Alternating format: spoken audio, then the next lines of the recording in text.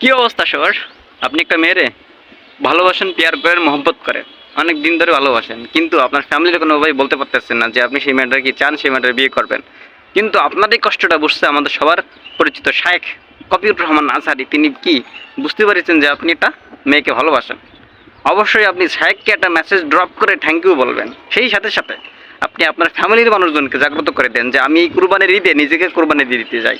আমি এই কোরবানির সময় নিজে বিবাহ করে, নিজে বিবাহ বন্ধনে আবদ্ধ হয়ে নিজের জীবনটাকে শেষ করে দিতে চাই, নিজে কি কোরবানি হয়ে যেতে চাই। সুতরাং আপনি শায়েখকে একটা থ্যাংক ইউ দেবেন মেসেজ ড্রপ করে। সেই সাথে সাথে আপনার ফ্যামিলির লোকজনকে বলবেন যে আমি কি এই কোরবানির ঈদেই বিয়ে করবো, যেহেতু শায়েখ বলে দিছে।